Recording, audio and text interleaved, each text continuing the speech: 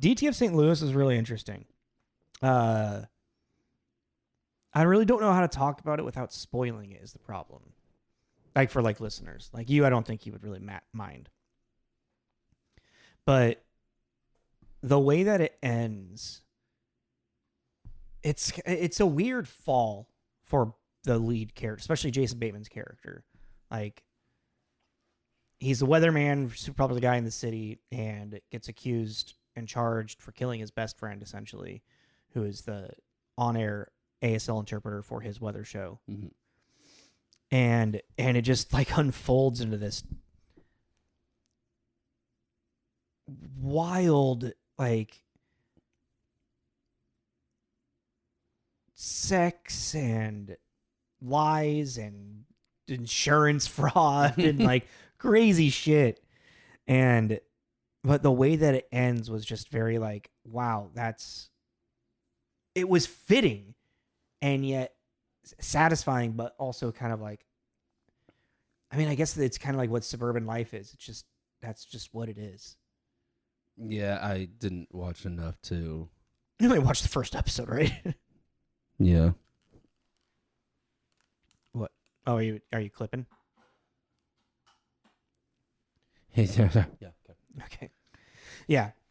If you have HBO, I'm for sure it's gonna get some type of... I wouldn't be surprised if Harbour and Bateman get some type of nominations for like Emmys or something, because their performances are absolutely phenomenal. It's a really interesting story. It's uncomfortable. Started watching the Dundler Miffler's new show, The Brothers. What are they called from Stranger Things? What are their names?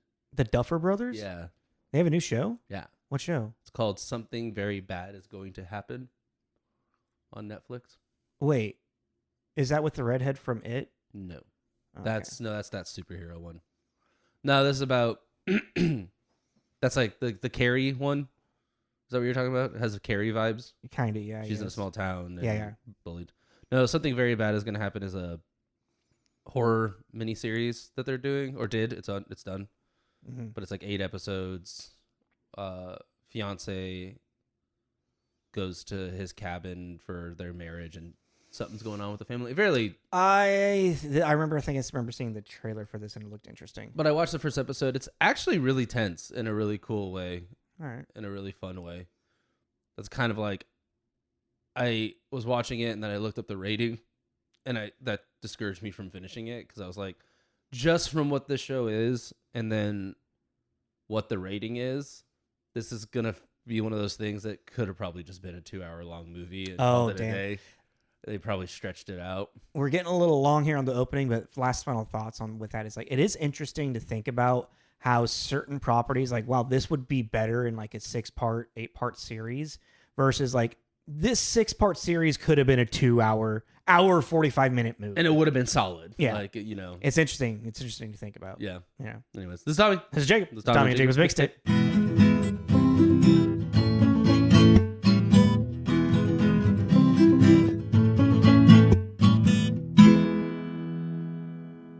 Welcome back. Let's do a lot of coke. Oh, let's go. It sounds like doing cocaine. Welcome back to T's Mixtape. I'm T. That's Jay. Hey. We're a movie review podcast. We talk about movies, who's in them, who made them, some arbitrary rating at the end to seal it all up. But before we do that, we play a game. We connect from a website called Connect the Stars. We randomly generate 2 actors and connect them via co-stars and other films that they were in. So last week, if you listened, we generated Steve Buscemi to Kirsten Dunst. Yes. And I figured it out. Well, I forgot to do it until like 10 to 20 minutes ago. Yeah, about. Yeah. Well, I always try to think about it, and then it just sometimes it just gets away from me. But yeah, I'll start with mine, because yours seems to be, I don't know, easy. I mean, I guess I did figure it out. Well, I've been thinking about it all week. Spit it out. No. I want to ramble for a minute. All right, Steve Buscemi is in Con Air with John Malkovich, who's in Burn After Reading with Brad Pitt, who's in Interview with the Vampire with Kirsten Dunst. Steve Buscemi is in Spy Kids 2 with Antonio Banderas. Antonio Banderas is Interview with the Vampire with... Nice. Yeah. Nice. Yeah. I've never seen Spy Kids movies, so... I haven't seen a lot of Steve Buscemi movies where he's not Have you ever like a side character in like Adam Sandler movie or something. Have you ever heard the Steve Buscemi Spy Kids quote? Is it the God Yeah, quote? yeah. Do you ever think God doesn't come down here because he's scared of what he made or something like that? No, it's not. I mean, you're close. You're close. There, it's right here. Do you think God stays in heaven because he too lives in fear of what he's created here on earth? Yeah. From Spike. Well, Yeah. that's also. Is it written by Robert Rodriguez? I don't really know. I know the first one was directed by him. The first one would be fun to go back and watch again and just see, because I remember I really liked those as a kid. I was too old, I think. I think you were too old. Yeah, That makes sense. But I remember really liking those as a kid. that makes sense. It'd be interesting just to see. Did you like a 'Cause they were Lava fun. Girl and Shark Boy? as No, well? because that's the thing, that they just kept running with it and they shouldn't have. Was that a spin-off? Or was that its own separate I think it's property? its own thing, but Okay. it's just really in that vein. Yeah. I really don't know. I shouldn't be saying, and saying things with really confidently, and I shouldn't be, and I'm very aware of that. But the Spy Kids thing, one, I remember there's something. It's very fun, family action, adventure, silly, and then it just started. Spiraling. Yeah, like the third one, Sylvester Stallone plays the bad guy, but he also plays like 6 villains in it. They put like a Austin Powers thing. He has a character thing? Yeah. Sylvester Stallone, Well, 'cause character actor, is not... Well, because it's all internet based, so there's like different Okay. AI versions of him or something. I don't know. But anyways, yeah, I just really got off the rails. I mean, that could be a fun... We've been failing to do the big block thing. Yeah. I mean, maybe that's it instead of Bond. There's what, 4 of them? 5? 5? Aren't there 5? Oh, there's got to be weird spin-offs too, like weird sequels that we maybe... I mean, we still could do the James Bond one because the game comes out May 27th, so that could be our deadline. Oh, damn. All right. So, yeah, we got to get on that then. Yeah, maybe. Anyways. Think about it. Thinking about cool. it. Thinking about Sorry. it. Behind the But, curtain. yeah, that is also... So, yeah, Steve Buscemi to Kirsten Dunst. ConnectTheStars.xyz. We are not sponsored, but I don't like the website. We like the website. We will randomly generate 2 more from there at the end of this, and then you can play along in the comments if you'd like. Yeah. So, this week, we're finishing what... I don't want to call it the Office Mayhem because of this movie, but it is like Office bloodshed, Office bloodthirst, Office Corporate coworkers conspiring to... Just keep going. Just finish it. C. I'm trying to think of a word with C that means... Why are you doing C? murder. Like corporate? Just C? C? Just corporate company, I don't know. C. Blocks with a ring just sound better. Anyways, it's doing a bunch of office workers killing each other under extreme circumstances. This isn't like just some dude goes postal and shoots up. It's like, it's more to it, I guess, than that. Oh, man. We should have done Downfall. Or should it falling down? Falling Down, yeah. That'd be a good one. Falling Down's cool. I've never seen that, actually. You've never seen... I always forget that. Yeah. That movie's sick. If you want an escalation movie, goddamn. And he's so creepy in that. I mean, I likened it to the Russell Crowe movie that I can't remember the name of. Yeah, that's just Falling Down 2. Yeah, pretty much, yeah. But yeah, so this week, in comparison to what we did last week, the Belko experiment, which is like more of a social experiment, this one is now like a weird rage virus in an office setting. Movie is called Mayhem. Synopsis, Tommy? A law firm is quarantined after a rage virus begins to infect the employees. Yeah. In this movie, I had never seen before. I enjoyed the humor in it. I did not like it, but I liked it. But I didn't love it. I didn't love it. I liked it. It was fine. I think what I liked, especially in comparison to Belko, is Steve and Samara, their chemistry is fun. Mm-hmm. And Samara's just really fun. Yeah. She's really fun to watch. And this is just her bread and butter, it seems. So It's just bits of the script I just felt really chalky. Maybe chalky is not the right word. Well, it's very indie. Very indie, but it's just like she's the siren and the boss and the blah and the blah. I was like, get over what is this? Trying to be Guy Ritchie in a fucking Office Space thing. This is awful. I did not like it at all. It felt like it was really insisting upon itself with it. Mm-hmm. All right, what are you looking up? I thought I read something about someone, I guess not. Liking it to Guy Ritchie? Yeah. Oh, no, Tarantino. Tarantino, fair. I mean, yeah. Yeah, I just thought it'd been funny if you said. Anyways, go ahead. It felt really,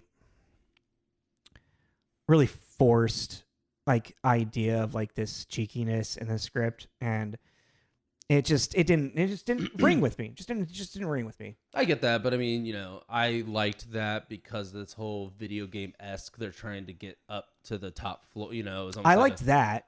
But then that ties into the silly nicknames and everything. It had this whole kind of video game-esque quality to it. Yeah. So yeah, they're gonna get the siren and they're gonna cut out her tongue. Which also I want to know who did that. Right. Was that the assistant or is that Samara? Because fucking jury's out. I mean, it's a weird virus that takes away your inhibitions. Yeah. It could have been even Derek, but that's fair. But granted, they're like, oh, the virus causes this and stuff. It's still your id and your personality.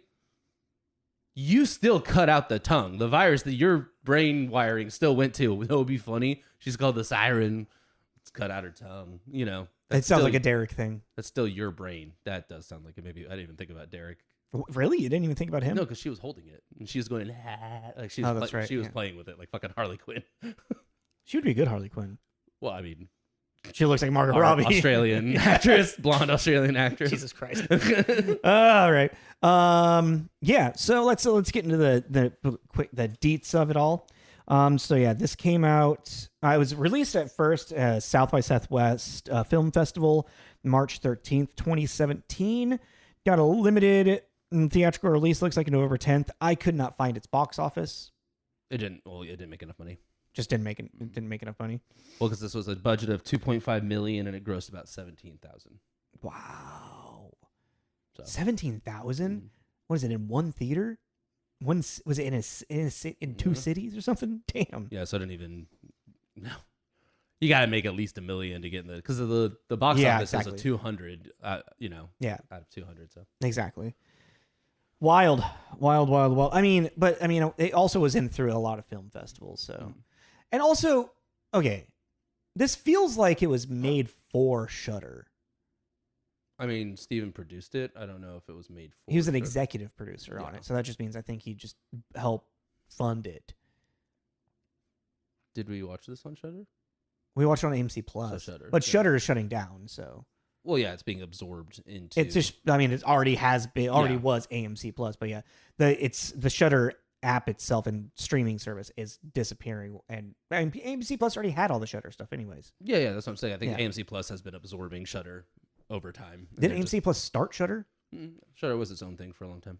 Well, it wasn't backed by AMC at all. Oh, I don't know about that. I always assumed that because AMC always played Shudder stuff as well. Well, yeah, but I remember when Shudder first came on the scene, it was a solo app that I got. Yeah, it was a solo app, but I just assumed that AMC had started it. Regardless, let's get into director and writer and all that stuff. So actually, I met the director of this movie. You did? Yeah. Why? So yeah, his name is Joe Lynch. He directed Nights of Badassdom that was filmed in Spokane that my buddy Trey did location scouting on and was a PA on. And it's a movie that has Danny Pudi and Steve Zahn, Peter Dinklage, and I was at the wrap party. Like Trey had me as his plus one. And so yeah, I met Joe Lynch. I briefly met Steve Zahn. Danny Pudi ran away. But yeah, no, I remember I actually sat down and had a long conversation with Joe Lynch about, because we went and saw what Nolan movie was it? Inception.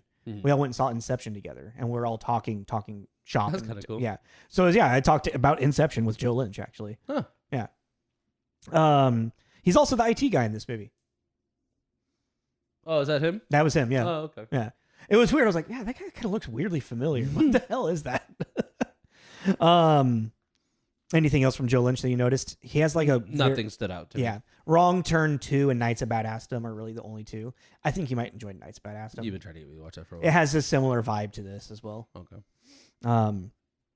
So then we got writer Matias Caruso. I literally wrote question mark because none of his other than this, he had some short films. I didn't see any other full feature. Nothing stood out to me. So which is so that's why I was kind of wondering, was this a Shudder produced things. Like even like the producers on it, it's kind of all over the place as well. Mm-hmm. And I couldn't find anything about how this movie was made. Mm-mm. No, I'm just looking at this real quick. Serious Sam. Did you notice on IMDb that they added producers onto the main page now? Mm-mm. Maybe it was only for this film, but if you look at where it's like says like directing, writing, it says producing, and then starring, like by Not on mine. not on yours It's just director. for Mayhem. Yeah. Really? Director, writer, stars.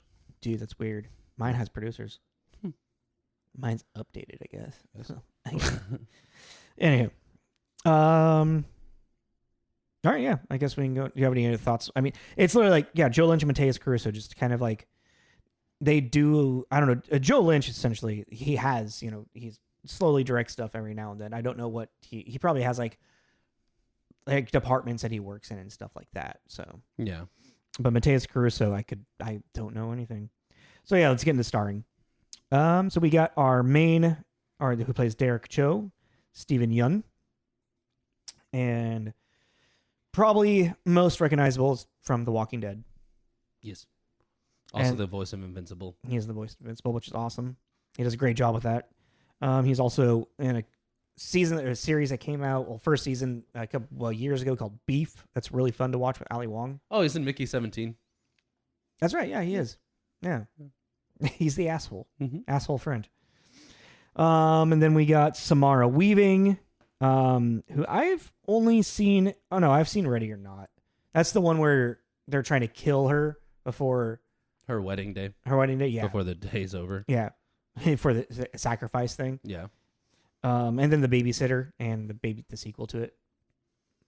Yeah, I think that's. I've probably pretty seen her in some other stuff too, but those are the ones that really stick out. Well, I mean, obviously Scream 6. Oh, she was in a show for 50 episodes in 2008. What show? 2008. Yeah, called Out of the Blue. God, how old was she? I don't know. Well, then there's this other show. Oh my God, she was in a soap opera, apparently. So there's a show Oh. called Home and Away, an Australian soap opera Okay. from 2009 to 2013, and she's in 340 episodes. Well, I mean, soap operas are daily. Yeah. Oh, dude, weirdly, I think that would be a fun job. Acting in a soap opera. Yeah, probably.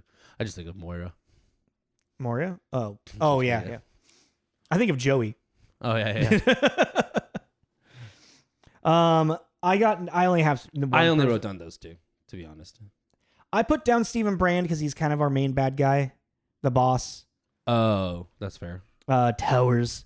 But like literally looking at his list, like the only thing that I could even remotely recognize him from is in Scorpion King. Me too. That's what I Memnock. I looked at a bunch of these people's Yeah. careers, and I was like, random bad guy Yeah. and Scorpion King. It's literally, I mean, all these people have acting like, IMDb credits and acting careers, And but they've it's been around. all just very like probably like sci-fi level, like, TV made movie type stuff, Yeah.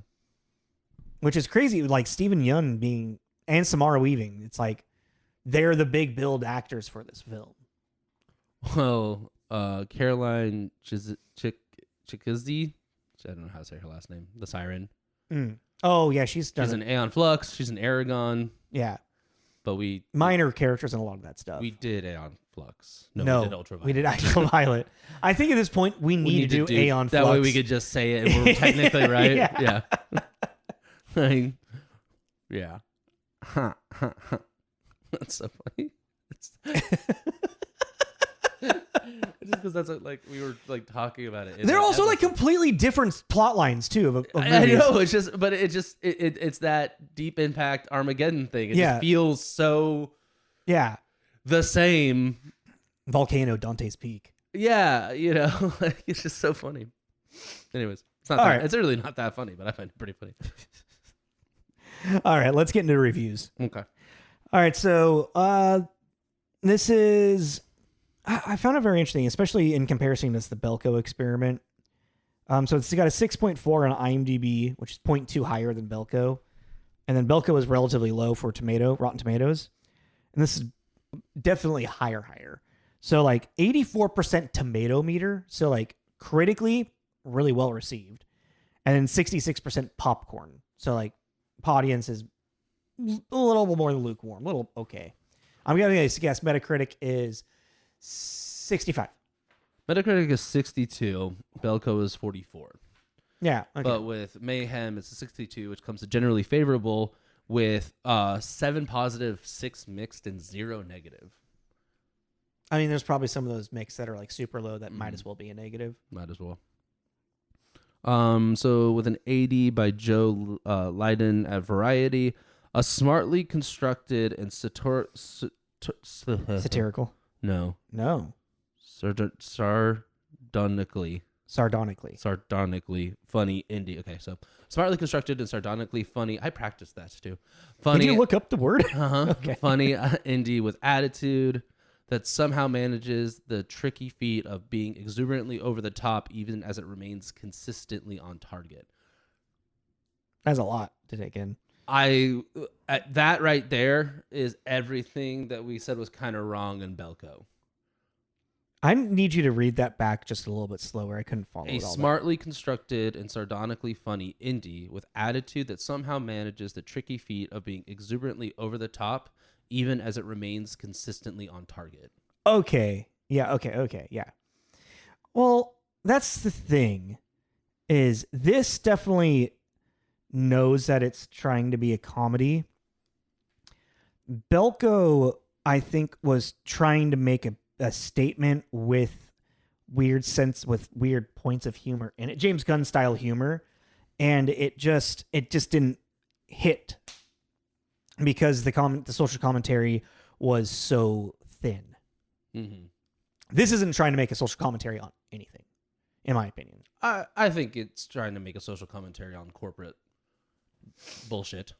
Yeah. Okay. Well, because even and losing yourself in the rat race, which is his whole opening monologue, and even that's a great shot. The elevator, the mundane over and over, and he keeps getting worse and worse. Then he starts to look better, and then he starts to look completely dead inside. Because at least when he was miserable, he was miserable because Well, and then there's that quote from first Samara's character. Sorry, she plays Melanie. Melanie, where it's the it's the raindrop doesn't blame itself for the flood, or doesn't think it caused the single raindrop doesn't think it caused the flood. Something like that, yeah. Paraphrasing. Yeah. I mean, that sounds pretty accurate. But I mean, it's like, pretty much, saying that, or the single raindrop doesn't blame itself. Or it's the same thing as saying doing nothing is doing something, Yeah. like looking the other way. Looking the other way, or even like, you don't think your little impact is your little input is making a larger impact when it is. Yeah. Or your lack of doing something, you're doing such a small amount. And that is a big thing as well about this as well, because that's also his growth is realizing his lack of doing stuff or helping people has been hurting more than helping, specifically her. Or it's just like how the corporate, like how they choke you into the corporate feeling of it. Well, yeah, and it's like you find out that he did know a loophole and didn't tell her. Yeah, it's kind of like the Yes Man or even the Incredibles. Like that's his Mr. Incredible's way of like helping the people while he's stuck in the corporate world. It's fighting the loopholes, like giving them all the ins and outs of the insurance company. Yeah. Like a good guy should do. Like a Robin Hood kind of thing. With a mixed for Village Voice by Craig D. Lindsay, who gave it a 60. I'm sure the movie was made for Yeun, who also serves as Yeun, who also serves as an executive producer, to finally have a chance to prove he has leading man chops, and Hollywood should start giving him movie star action hero gigs like Yesterday.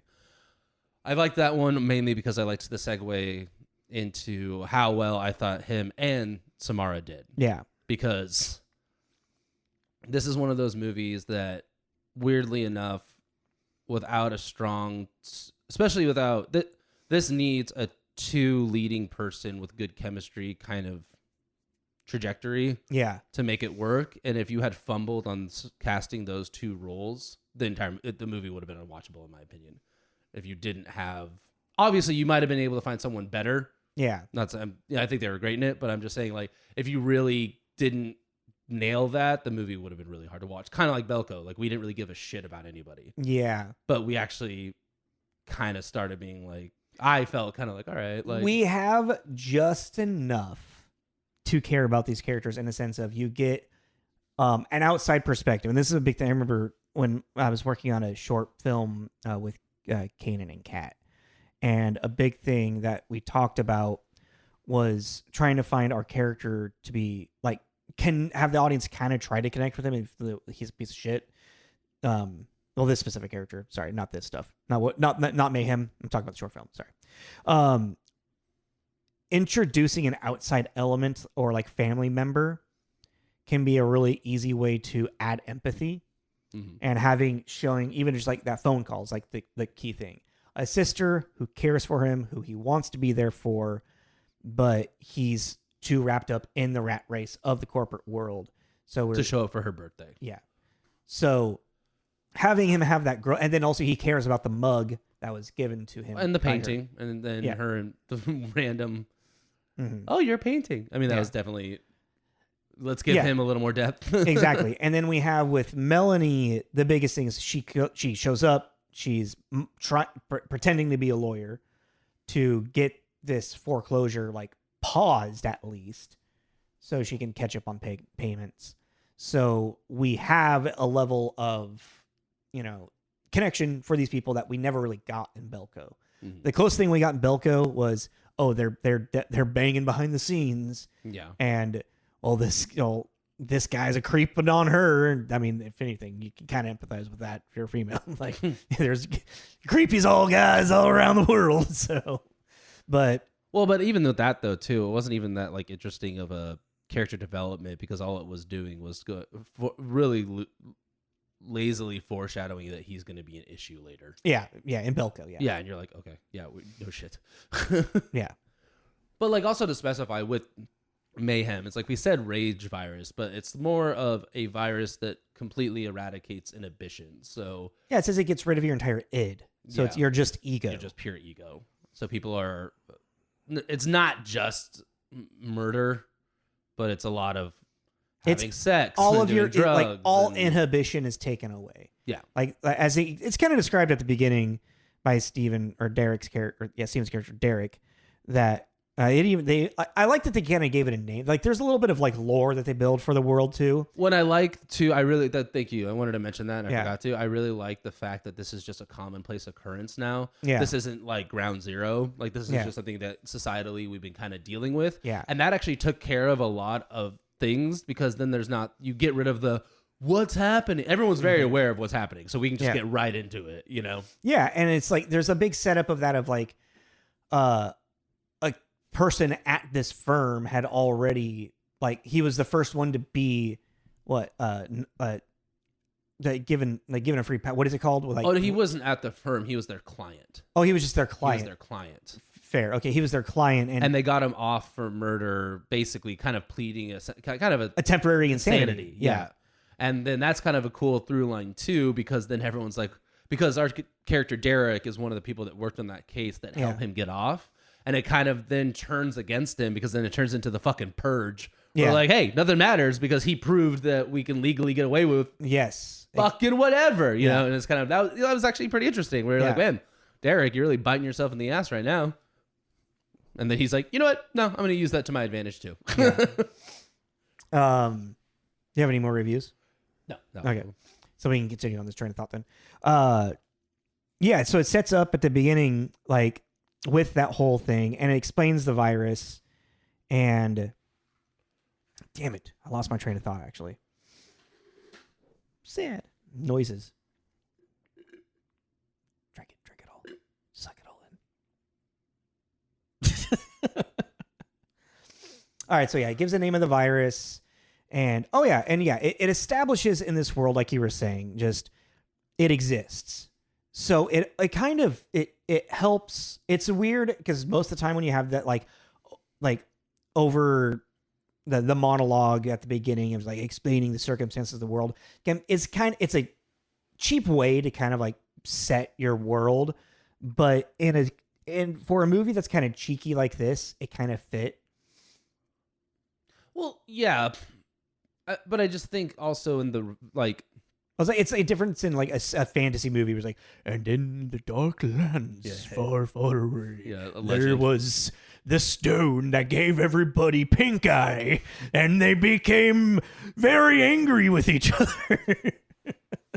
Well, it's like in the zombie. Let's just call this a zombie movie, just to split.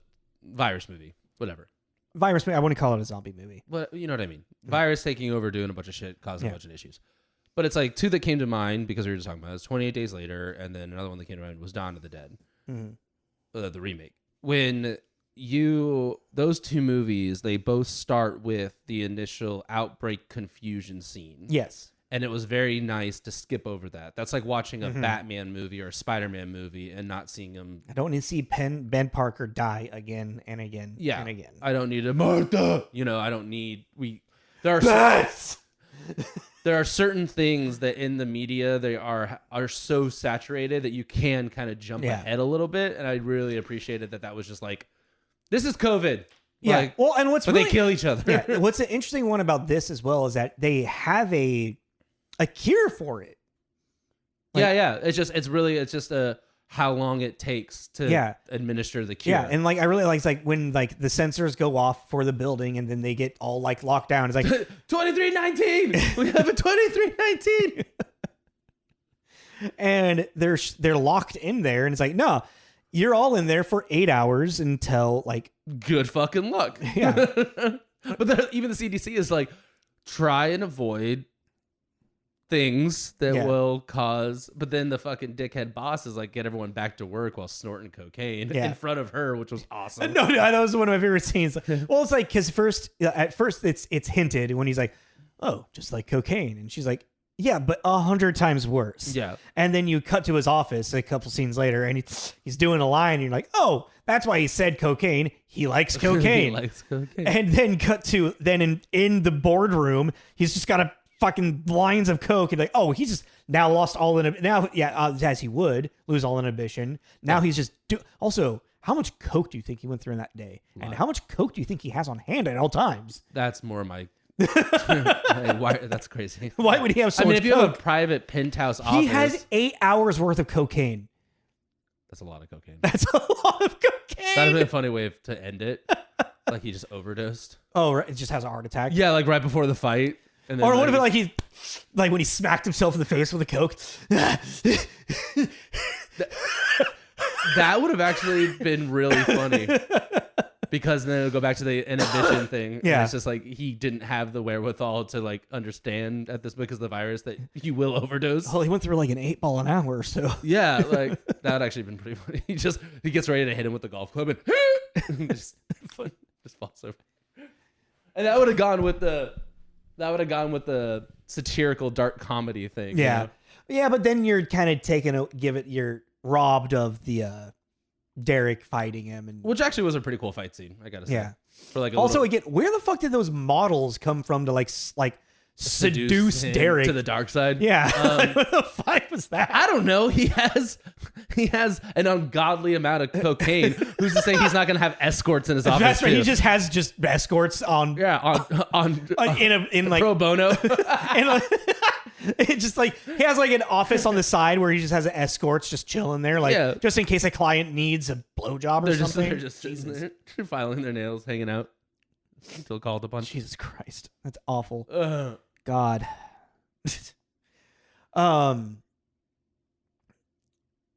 So yeah, where are we? Where were we?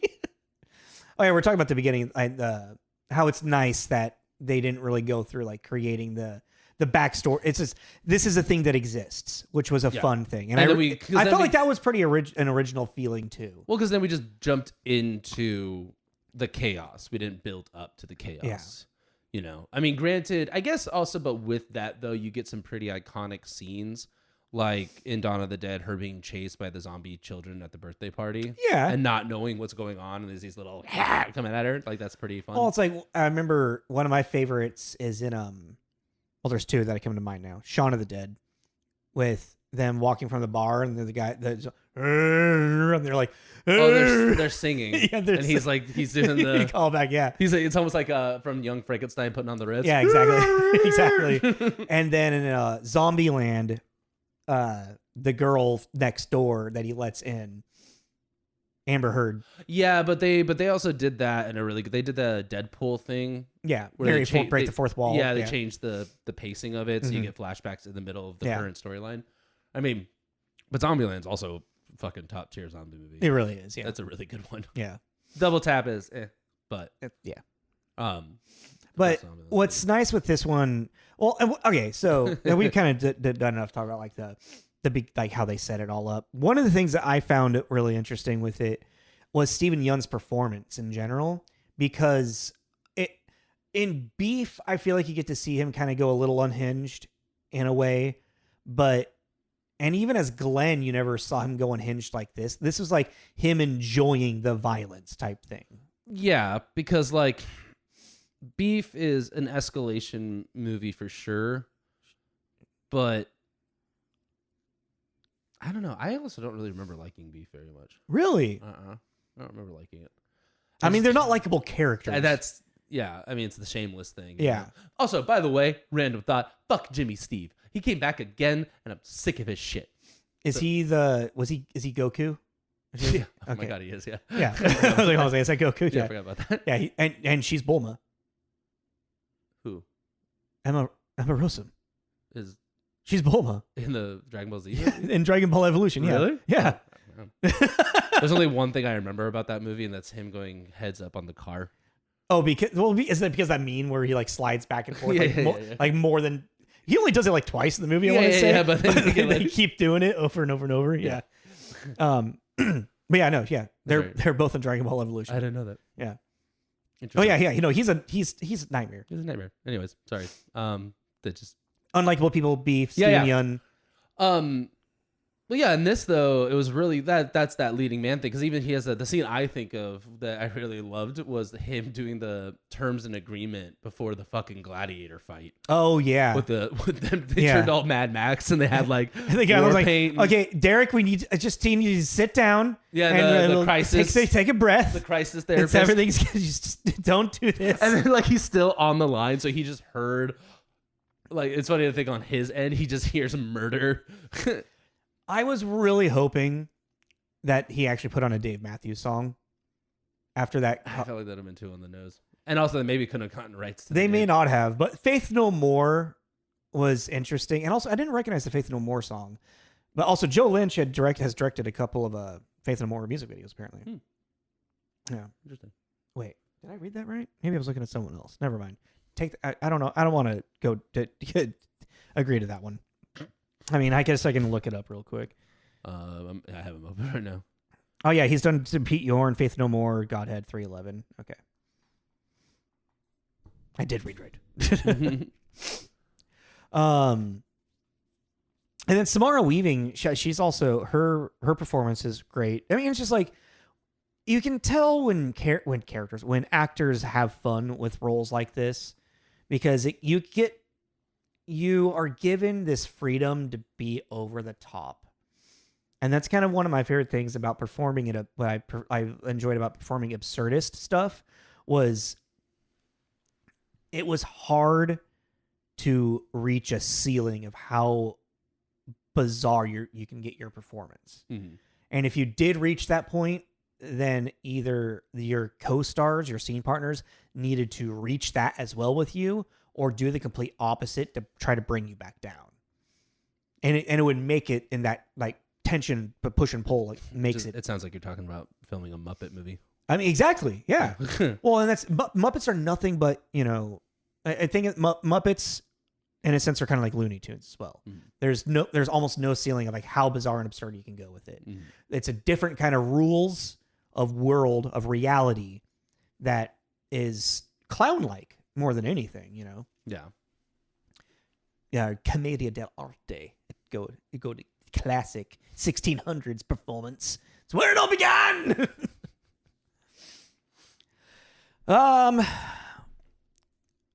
We're around 40 minutes.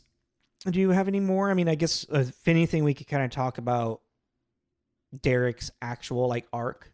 Yeah. And also like, I mean, would we say that Melanie has much of an arc in this? I'm going to put my feminist lens on.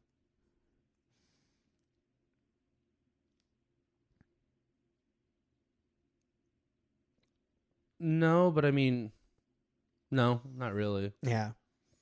Samara 'Cause Weaving does a she- great job performing in this, but she is like Well, 'cause Melanie is she's- kind of a shell of a character too. Well, but she's never put in a position to have a moral choice because her big thing is get the house back. Yeah. I'm gonna help him to get the house I guess back. her vindication or whatever is when she gets to kill Irene Smythe. Yeah, but it's also like, you know, then Derek is given a choice and you are led to believe that he's betraying her. And then you find out, oh no, he was setting her He's up. setting Her up to succeed. yeah. And they just didn't write in her Ending arc, finish arc to Yeah. do that. I mean, they could have done the same thing where, I mean, the only thing I think you could have done is give her kind of add 15 minutes, let's say, just to put a number on it, give her a chance to betray him. She doesn't. So then when he betrays her, you have more of a, what a fucker. Like she Yeah. really helped you out of that situation. And then, oh no, he was helping her the whole time. You know, that's like the only thing I think.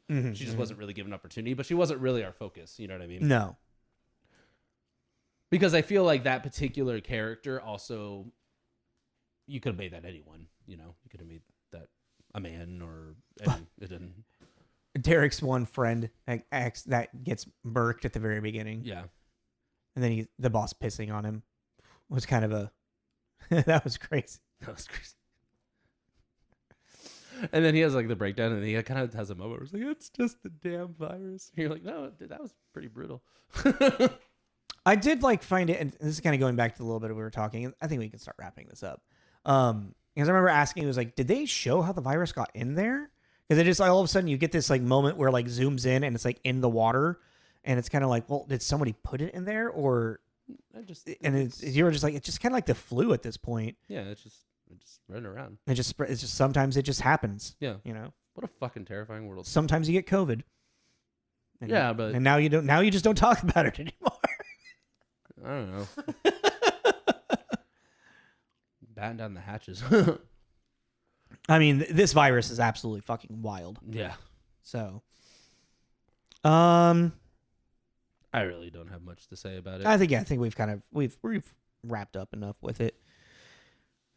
I mean, in comparison, actually, here we go. So, in comparison to Belko Experiment,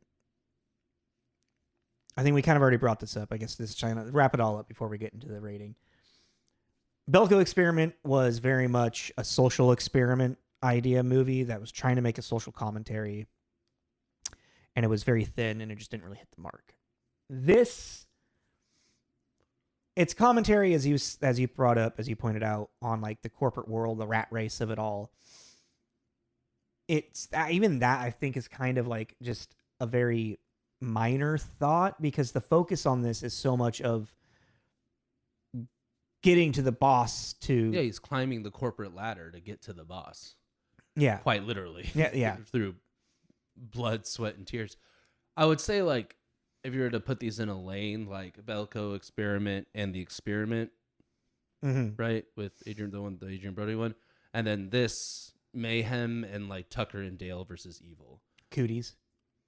Well, I was going to say Tucker and Dale versus Evil because like the underlying thing about that movie is don't judge a book by the cover. Yeah. The whole thing comes out because the college kids are assuming that these guys are murderers because they're rednecks, you know? And it's like, well, that's the thing.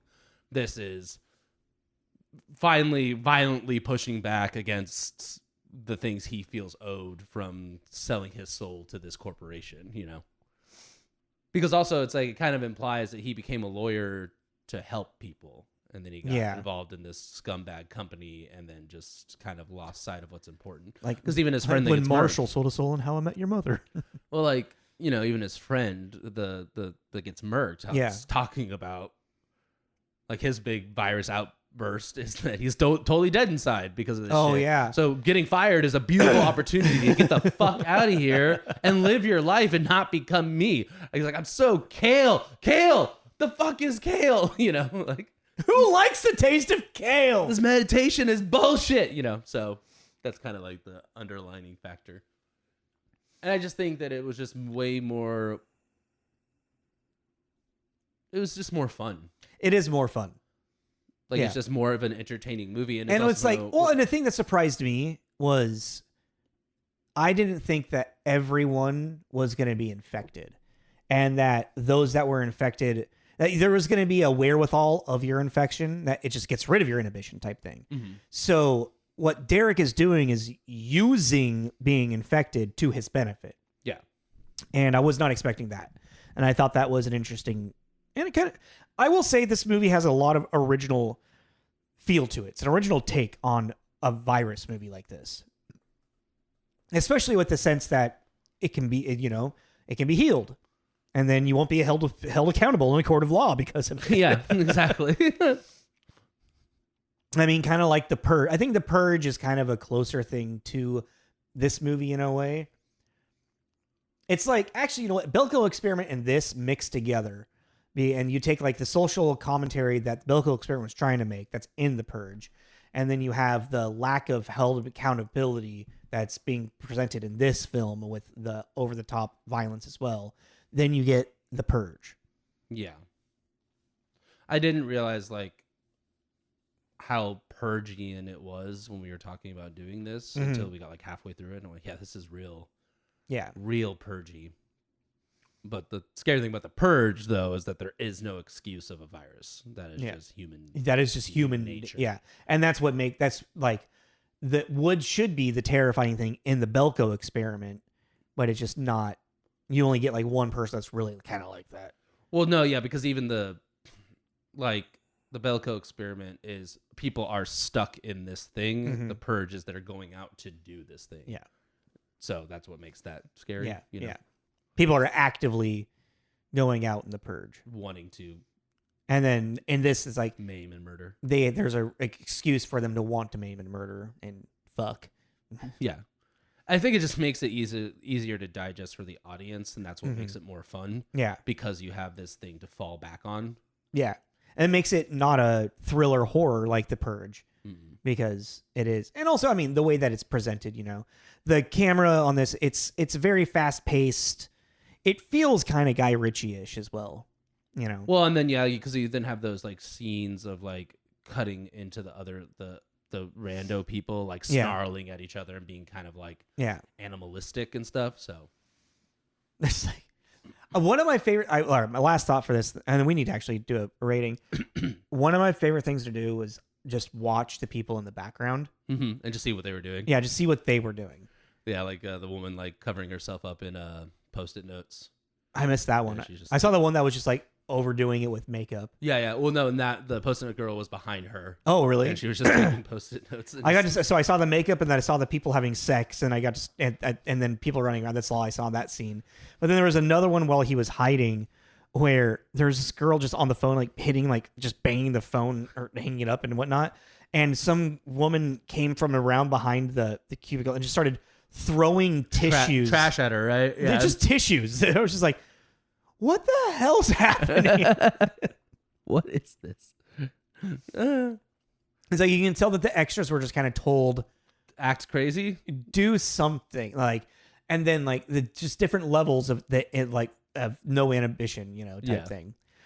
I think a little bit more than Belko. I would give this at lowest 2.5. Yeah, I was stuck between 2.5 and a 3. But I feel like a 3 might be too much. Yeah. This is one of those, should we add the 0.25s? No question mark. Should it be a 2.75? Yeah. I mean... we'll do what we actually have a roundabout. For me, this movie is a 3. Review-wise, I think it's a 2.5. Oh, fair, yeah. Like, I would rewatch this again. This is a fun... Yeah. I would never watch Belko again. I don't really care about Belko. And that's fair. I mean, yeah, I could watch this one again. I don't think I would it would be more, I don't know if I would actively put it on again. Maybe to show it to somebody, but like, I definitely wouldn't be like, I need to watch this again. For like, in the back of my head, like, you know what, I haven't seen it in a while? Mayhem. And for me, a 2.5 because it is, like, the originality of how they do the rage virus, I respect, but the way that it just does the the script, like I said, like the big thing is like the boss, the siren, this thing, the Gotham City villain. yeah, thing. the video game esque like thing, which I get and is fun, but it was just very, I don't want to say juvenile. Chalky is the word that's coming to mind, but I don't think that's the right word I'm thinking of. Chalky? Yeah, like chalk, like yeah, choppy or chalky, like chalk. chalky. I'm gonna look up chalky. It's an art supplies. Chalky adjective.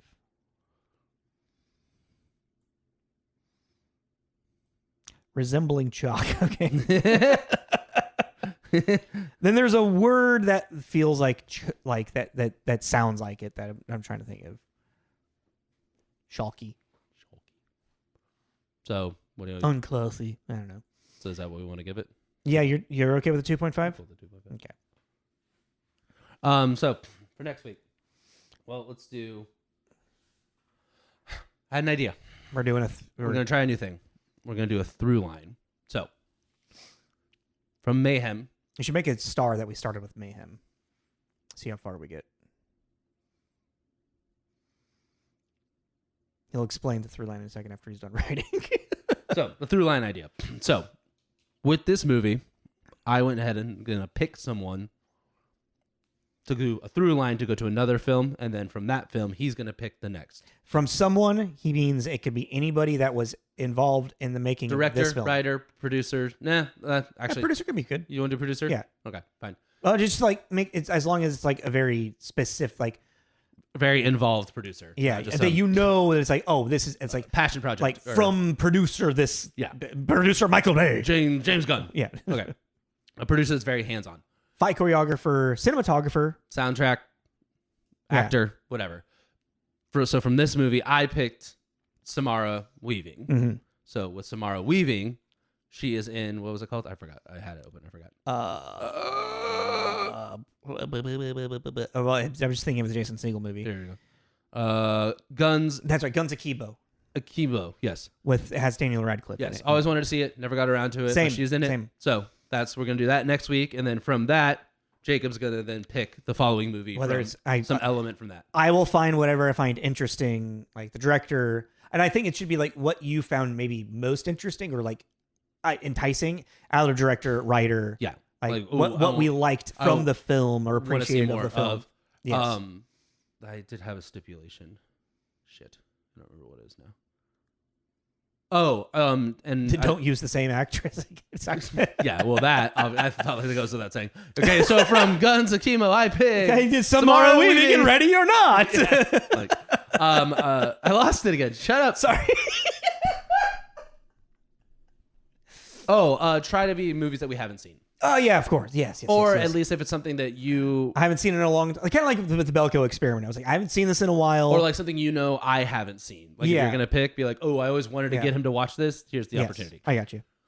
So we're gonna try to do that, and we're just gonna see how long we can Go. stretch that out for. Yeah. It's kind of like the Connect the Stars game, but In a new way. in a new way. In the TJ's way. And so speaking of that, Oh yeah. randomly generated Aquafina to Maya Rudolph, but I feel like we just kind of did both of them at random. Have we ever done Aquafina? Yeah, we did do Aquafina once. Really? Yeah, because we had a hard time because we didn't really know much of her movies. Well, I mean, because she's only been in like a handful of Yeah, movies. So I want to redo that. Okay. Elliot Page to Maya Rudolph? Elliot Page to Maya Rudolph. That's gonna be an interesting one. Yeah. So if you want to play the connection game with us, it's going to be Elliot Page to Maya Rudolph. All right. Well, ladies, gentlemen, friends, people of the airwaves, Ladies and gentlemen. of the YouTubes, of the Spotifys, of the podcast world. All the peoples. Thank you for listening. Follow us on Instagram and Facebook. That's where all of our posts will be. So you Posts can will be. Follow us on see. Instagram, or sorry, YouTube, if you want to get video. Our link tree is on there, so you can find all your podcasting needs. This is Tommy. This is Jacob. It's Tommy Tommy Jacob's Jacob's mixtape. Good night and good luck. I almost said that exact thing. Well, it would have been cool if you did.